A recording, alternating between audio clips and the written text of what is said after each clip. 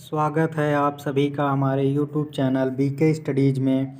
मैं ब्रजेश कुमार आप सभी के बीच एक बार फिर से हाजिर हूँ सामान्य ज्ञान से संबंधित कुछ महत्वपूर्ण प्रश्नों को लेकर, जो आपको आगामी सभी परीक्षाओं में बहुत ही महत्वपूर्ण साबित होंगे।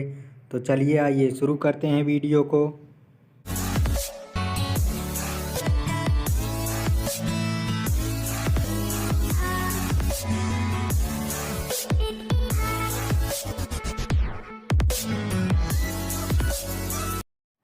पहला प्रश्न है, उत्तर गुप्त युग में जो विश्वविद्यालय प्रसिद्ध हो गया था।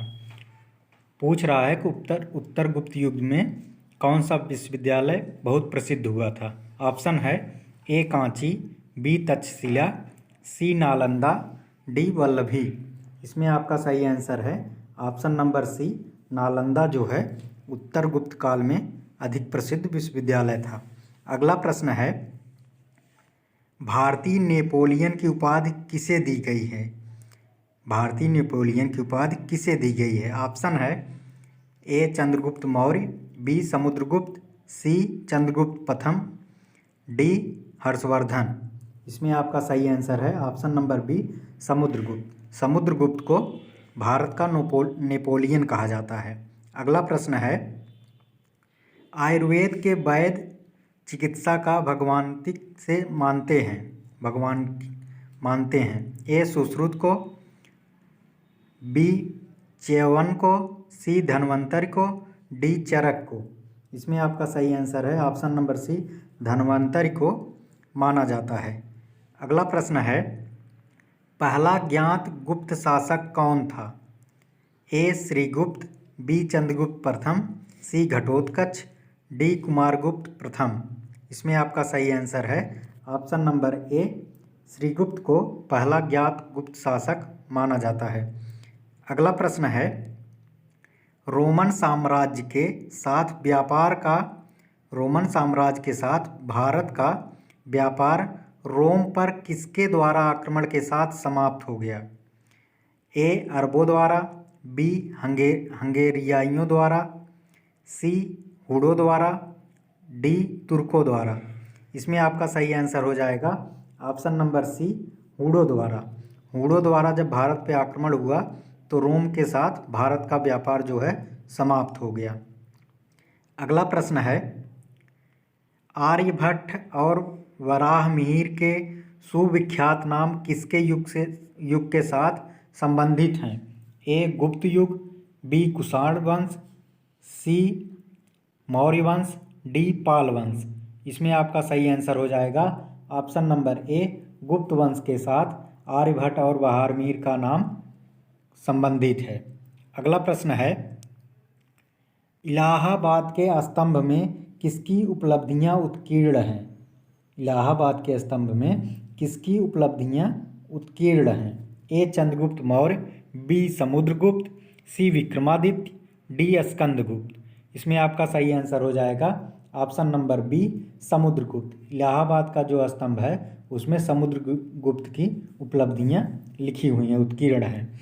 अगला प्रश्न है, चीनी यात्री फाहियान किस गुप्त शासक के शासनकाल के दौरान भारत आया था। ए चंद्रगुप्त मौर्य, बी समुद्रगुप्त, सी चंद्रगुप्त द्वितीय, डी कुमारगुप्त।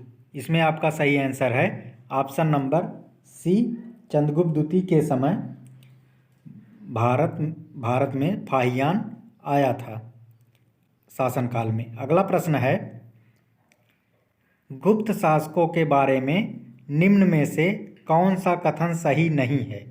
पूछ रहा है कि यहाँ पे कौन सा कथन गुप्त शासकों के बारे में सही नहीं है।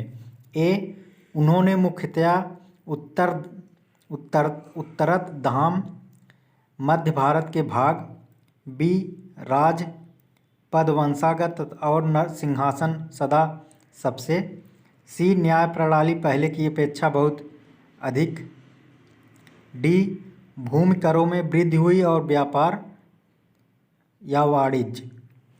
इसमें आपका सही आंसर है ऑप्शन नंबर बी, राजपद वंशानुगत था और सिंहासन सदा सबके लिए था। अगला प्रश्न है, कवि कालिदास किसके राज कवि थे? ए चंद्रगुप्त मौर्य, बी समुद्रगुप्त, सी चंद्रगुप्त द्वितीय, डी कुमारगुप्त। इसमें आपका सही आंसर है ऑप्शन नंबर सी चंद्रगुप्त द्वितीय। अगला प्रश्न है गुप्त युग का प्रवर्तक कौन था? A Ghatotkacha, B Shrigupta, C Chandragupta प्रथम, डी समुद्रगुप्त। इसमें आपका सही आंसर है option number B Shrigupta. Shrigupta जो था गुप्त वंश का प्रवर्तक था। अगला प्रश्न है गुप्त राजवंश किस लिए प्रसिद्ध था? ए कला और स्थापत्य, बी साम्राज्यवाद, सी राजस्व और भूमि सुधार, डी कोई नहीं। इसमें आपका सही आंसर है ऑप्शन नंबर ए गुप्त युग जो था, गुप्त काल जो था कला और स्थापत्य के लिए प्रसिद्ध था। अगला प्रश्न है गुप्त शासकों की सरकारी भाषा थी? ए पाली, बी प्राकृत, सी हिंदी, डी संस्कृत। इसमें आपका सही आंसर है ऑप्शन नंबर डी संस्कृत। गुप्त शासकों की जो भाषा थी वो संस्कृत थी। अगला प्रश्न है गुप्त शासन के दौरान निम्नलिखित में से ऐसा व्यक्ति कौन था जो एक महान खगोल विज्ञानी तथा गणितज्ञ था? ए भानुगुप्त, बी वाग्भट, सी आर्यभट्ट, डी वराह मिहिर। इसमें आपका सही आंसर हो जाएगा ऑप्शन नंबर सी आर्यभट्ट। अगला प्रश्न है गुप्त राजा जिसने विक्रमादित्य की पदवी ग्रहण की थी वह था? ए स्कंदगुप्त, बी समुद्रगुप्त, सी चंद्रगुप्त द्वितीय, डी कुमारगुप्त। इसमें आपका सही आंसर हो जाएगा ऑप्शन नंबर सी चंद्रगुप्त द्वितीय जो था गुप्त राजा था जिसने विक्रमादित्य की पदवी ग्रहण की थी। अगला प्रश्न है निम्नलिखित में से गुप्त वंश का वह राजा कौन था जिसने हूणों को भारत पर आक्रमण करने से रोका था?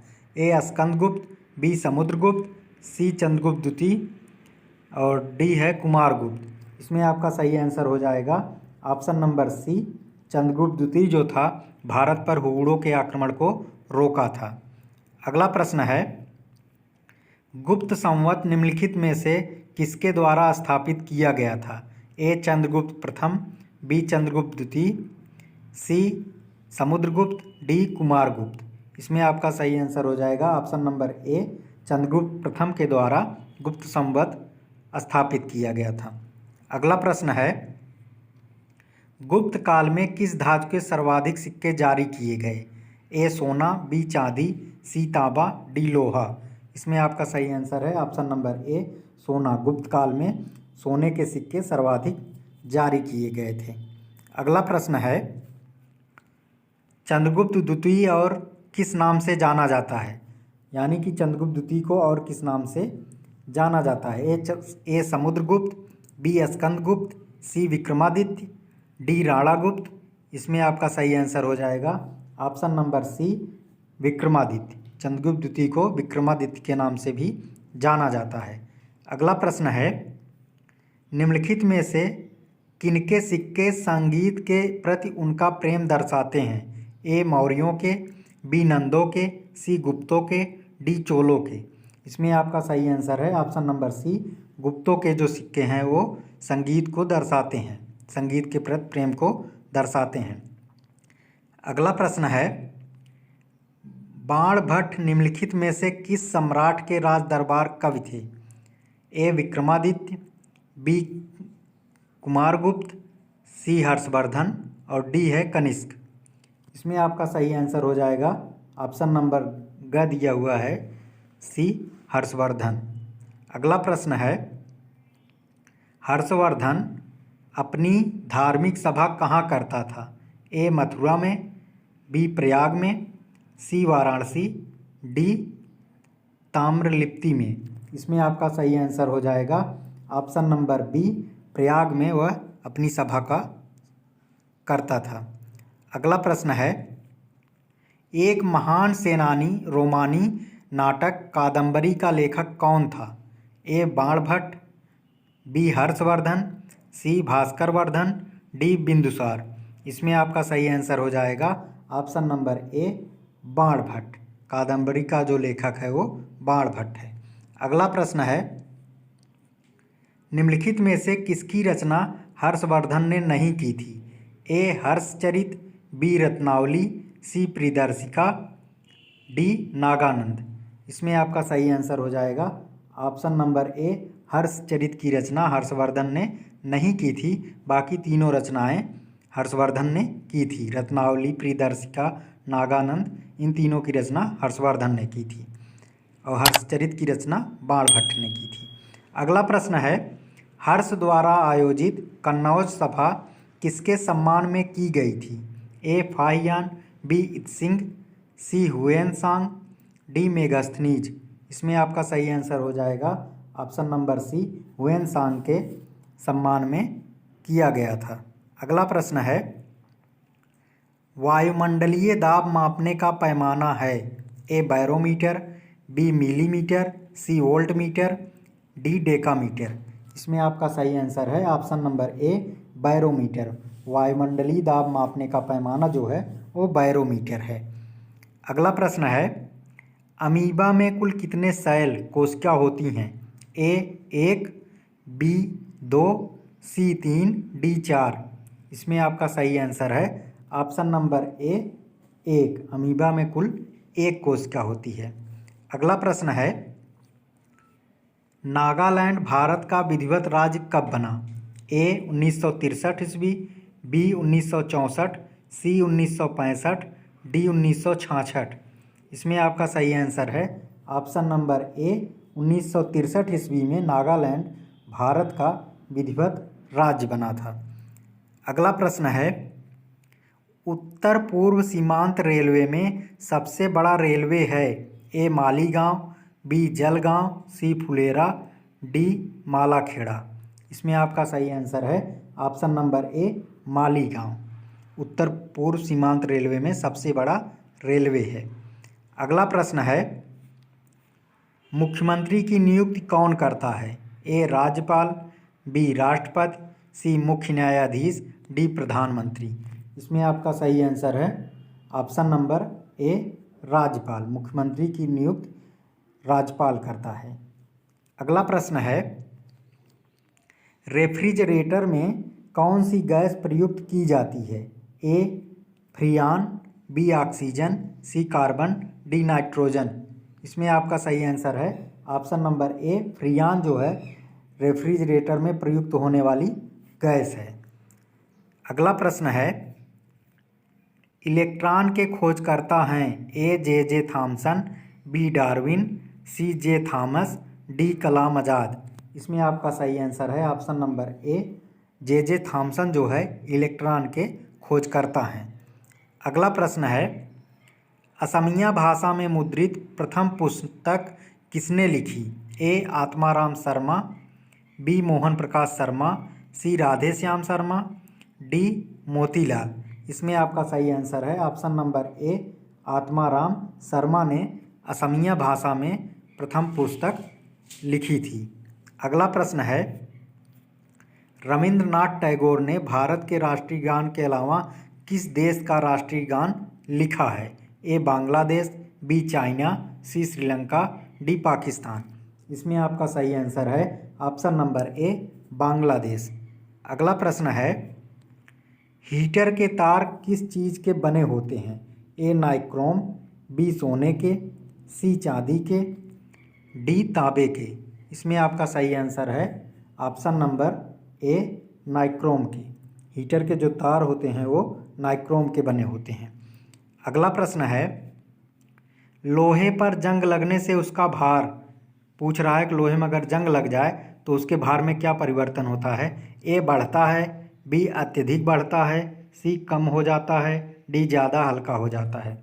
इसमें आपका सही आंसर है ऑप्शन नंबर ए, लोहे पर जंग लगने पर उसका भार जो है वो बढ़ता है। तो बढ़ता है ऑप्शन इसमें सही हो जाएगा। अगला है, विश्व का सबसे बड़ा नदी द्वीप माजुली अवस्थित है? ए पातालपुरी, बी दार्जिलिंग, सी मुनावरी, डी शिवा सागर।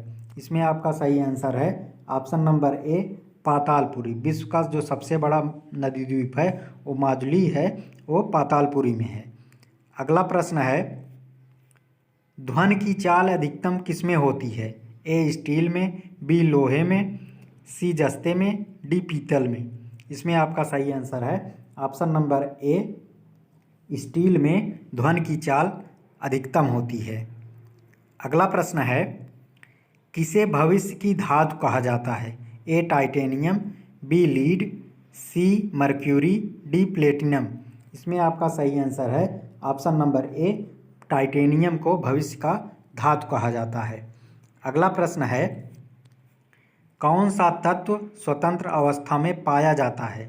ए सल्फर, बी सोडियम, सी हीलियम, डी बेरिलियम। इसमें आपका सही आंसर हो जाएगा ऑप्शन नंबर ए, सल्फर जो है स्वतंत्र अवस्था में पाया जाता है। अगला प्रश्न है, दिल्ली की सुल्तान रजिया सुल्तान किसकी पुत्री थी? ए शमसुद्दीन इल्तुतमिश, बी अलाउद्दीन खिलजी, सी बब्बर बलबन, डी मोहम्मद तुगलक। इसमें आपका सही आंसर हो जाएगा ऑप्शन नंबर ए, शमसुद्दीन इल्तुतमिश की पुत्री रजिया सुल्तान थी। अगला प्रश्न है, मंदिरों की पुण्य भूमि भारत के किस राज्य को कहा जाता है? ए है टीएन, बी आंध्र प्रदेश, सी है क्या दिया हुआ है इसमें का विरोध, डी उत्तर प्रदेश। इसमें आपका सही आंसर हो जाएगा ऑप्शन नंबर ए, टीएन। अगला प्रश्न है, महाराष्ट्र के प्रथम मुख्यमंत्री कौन थे? A Y Chauhan, B Indira Gandhi, C Sarojini Naidu, D Mamata Banerjee. इसमें आपका सही आंसर है option number A, Y Chauhan. अगला प्रश्न है, भारत का मैनचेस्टर किसे कहा जाता है? ए अहमदाबाद, बी सूरत, सी जयपुर, डी नागपुर। इसमें आपका सही आंसर हो जाएगा ऑप्शन नंबर ए, अहमदाबाद। भारत का मैनचेस्टर जो है अहमदाबाद को कहा जाता है। अगला प्रश्न है, बिहार का शोक किस नदी को कहा जाता है? ए कोसी, बी माही, सी रावी, डी यमुना। इसमें आपका सही आंसर हो जाएगा ऑप्शन नंबर ए, कोसी। कोसी को बिहार का शोक कहा जाता है। अगला प्रश्न है, भारतीय फिल्म अभिनेता शत्रुघ्न सिन्हा किस राज्य से संबंधित है? A Bihar, B Uttar Pradesh, C Gujarat, D Madhya Pradesh. इसमें आपका सही आंसर हो जाएगा option number A, Bihar. Shatrughan Sinha जो हैं भारतीय फिल्म अभिनेता, वो बिहार राज्य से संबंधित हैं। अगला प्रश्न है, अलीगढ़ किस उत्पाद के लिए मशहूर है? ए ताले बनाने के लिए, बी चूड़ी बनाने के लिए, सी आभूषण बनाने के लिए, डी कपड़े बनाने के लिए। इसमें आपका सही आंसर हो जाएगा ऑप्शन नंबर ए, ताले बनाने के लिए अलीगढ़ जो है मशहूर है। अगला प्रश्न है, किस भारतीय राज्य में विशाखापट्टनम स्थित है? ए आंध्र प्रदेश, बी नागालैंड, सी मणिपुर, डी महाराष्ट्र। इसमें आपका सही आंसर हो जाएगा ऑप्शन नंबर ए, आंध्र प्रदेश में विशाखापट्टनम स्थित है। अगला प्रश्न है, हमारे सौर परिवार में कितने ग्रह हैं? ए 8, बी 9, सी 7, डी 10। इसमें आपका सही आंसर हो जाएगा ऑप्शन नंबर ए, 8। हमारे सौर परिवार में 8 ग्रह हैं। पहले 9 थे, अब प्लूटो को हटा दिया गया है, ग्रह का दर्जा से हटा दिया गया उसे, तो अब 8 ही ग्रह बचे हैं। अगला प्रश्न है, भारतीय की डीजल इंजन विनिर्माण इकाई है? भारत की डीजल इंजन विनिर्माण इकाई है? ए वाराणसी, बी अहमदाबाद, सी कच्छ, डी रुड़की। इसमें आपका सही आंसर हो जाएगा ऑप्शन नंबर ए, वाराणसी में भारत की डीजल इंजन विनिर्माण इकाई है। दोस्तों, हमारा वीडियो आपको कैसा लगा कमेंट बॉक्स में ज़रूर बताइएगा। वीडियो पसंद आया हो तो इसे लाइक शेयर ज़रूर कीजिएगा और चैनल को सब्सक्राइब करना ना भूलिएगा। हम मिलेंगे आपसे अगले वीडियो में नए प्रश्नों के साथ। तब तक के लिए धन्यवाद।